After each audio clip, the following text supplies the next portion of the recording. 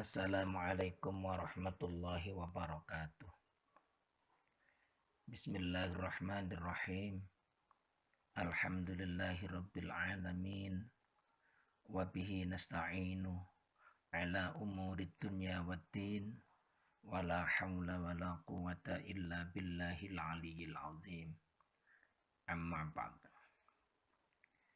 Ananda sekalian yang berbahagia, kita lanjutkan kajian fikih kita Safinatun Najah.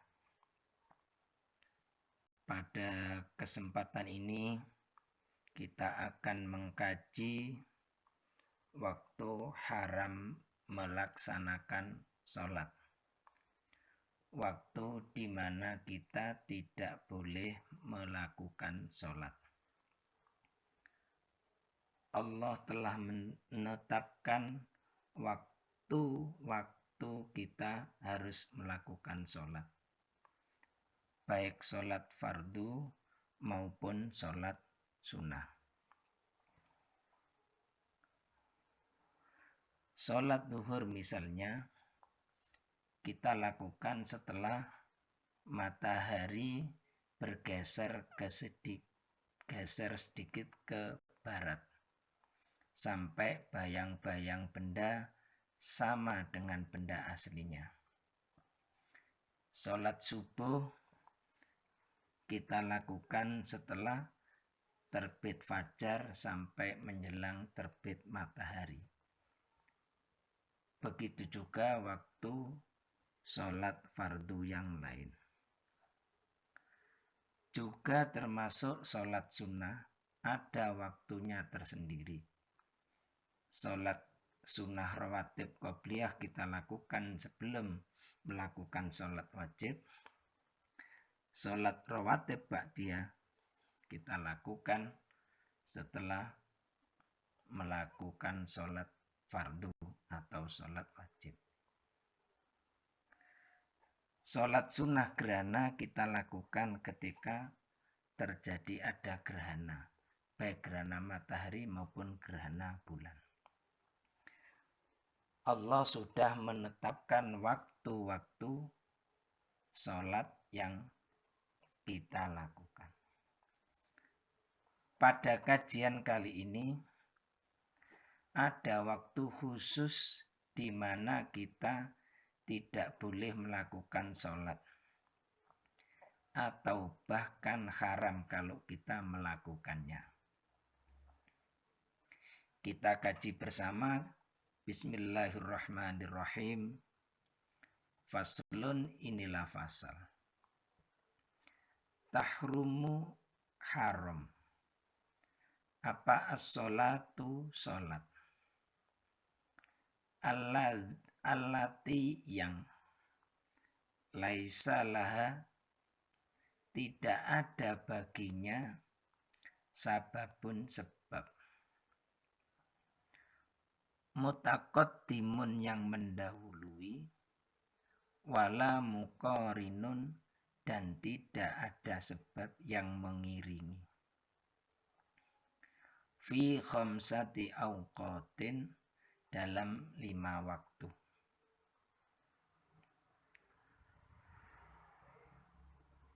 Saya ulangi, tahrumu haram apa as-sholatu sholat, allati yang laisalaha tidak ada baginya, bagi sholat maksudnya, sababun sebab, mutaqaddimun yang mendahului, wala muqarinun dan tidak ada sebab yang mengiringi, fi khamsati awqatin dalam 5 waktu.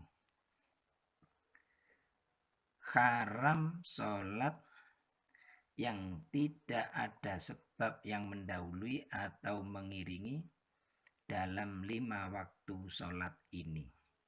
Kita berarti tidak boleh melakukan sholat di 5 waktu ini. Yang pertama, inda tulu'is syamsi, ketika terbit matahari. hatta tartafi'a, sampai naik apa matahari qadra rumhin, seukuran tinggi tumbak atau kira-kira setinggi tiang bendera. Yang pertama, kita tidak boleh sholat ketika matahari terbit sampai matahari naik kira-kira setinggi tiang bendera. Jadi kita tidak boleh ketika matahari terbit kita melakukan sholat apapun, kecuali ada sebab khusus. Misalnya sebab khusus, ketika terbit matahari bersamaan dengan gerhana matahari, maka kita baru boleh melakukan sholat gerhana matahari. Kalau enggak ada sebab, tidak boleh melakukan sholat ketika matahari terbit. Yang kedua, wa indal istiwa'i, dan ketika lurus, matahari lurus persis berada di atas kepala kita, belum geser ke barat atau sebelum lurus di atas kepala kita.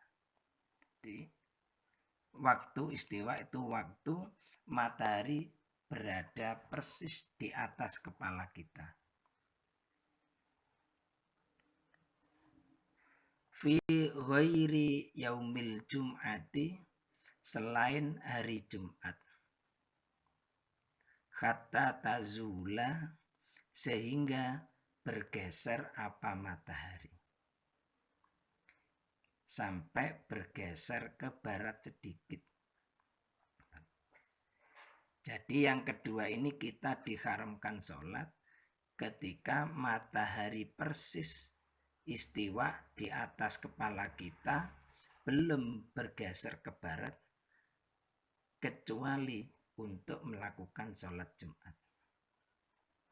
Sehingga kita harus hati-hati kalau kita melakukan sholat duha,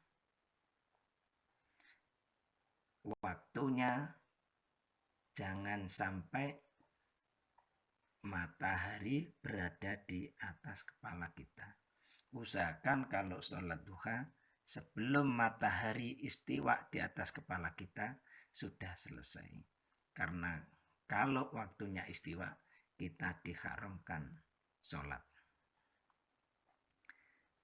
Yang nomor 3, wa indal isfirori, dan ketika menguning. Maksudnya ketika matahari menguning. Hatta taghruba, sampai terbenam.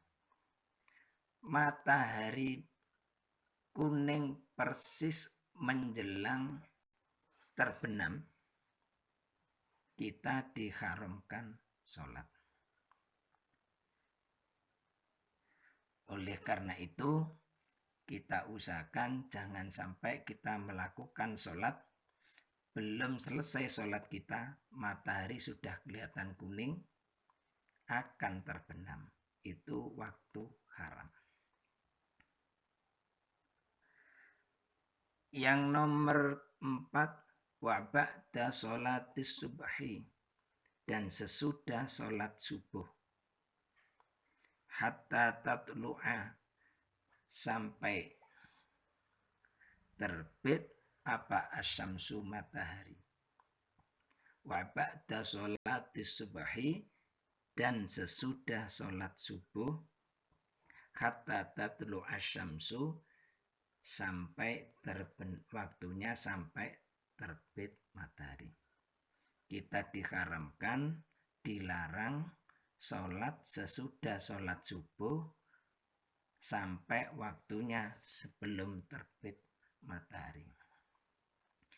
Ini yang kadang kita banyak yang keliru, khususnya biasanya kita menjelang sholat Idul Fitri, kita sudah sholat di rumah atau sholat di masjid, sholat di musola, sholat subuh maksudnya, kemudian pulang, kita menuju ke tempat sholat, apakah di masjid, apakah di lapangan.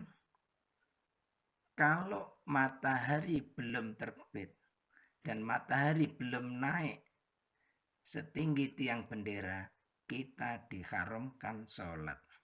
Mengapa? Karena sesudah sholat subuh dan waktunya belum terbit matahari. Misalnya sholat id masuk masjid, tidak usah sholat sampai nanti waktunya. Nggak usah sholat sunnah tahiyatul masjid, nggak usah sholat sunnah yang lain, tunggu sampai matahari nanti terbit dan naik setinggi tiang bendera. Yang nomor 5, wa ba'da sholatil ashri, dan sesudah sholat asar, hatta taghruba, sampai tenggelam matahari. Sesudah sholat asar kita diharamkan sholat, kecuali kalau ada sebab khusus baru kita diperbolehkan sholat. Nggak ada sebab khusus, kita sesudah sholat asar tidak boleh sholat. Misalnya sebab khusus itu misalnya setelah sholat asar ada orang meninggal, kemudian orang yang meninggal itu dimandikan, dikafani, dibawa ke masjid atau tetap di rumahnya masing-masing, sholat jenazah. Meskipun sesudah sholat asar, sebelum maghrib, karena ada sebab sholat jenazah, itu baru diperbolehkan. Kalau tidak ada sebab, sesudah sholat asar tidak boleh melakukan sholat apapun. Jadi kalau kita simpulkan, ada 5 waktu yang kita diharamkan melakukan sholat kalau tidak ada sebab atau enggak ada sesuatu yang mengharuskan sholat tersebut. Yang pertama, ketika terbit matahari sampai matahari naik setinggi kira-kira tiang bendera. Yang nomor 2, ketika waktu istiwa, waktu matahari berada di atas kepala kita persis, selain untuk sholat Jumat. Yang ketiga, ketika matahari menguning sampai matahari terbenam. Dan yang keempat, sesudah sholat subuh sampai terbenam sampai terbit matahari. Dan yang kelima, sesudah sholat asar sampai terbenam matahari. 5 waktu itulah kita dilarang sholat. Kita berusaha, kita memahami, mengerti, dan gak akan melanggar 5 waktu sholat tersebut. Demikian yang bisa kita kaji pada kali ini. Wallahu a'lam bishawab. Al-Fatihah.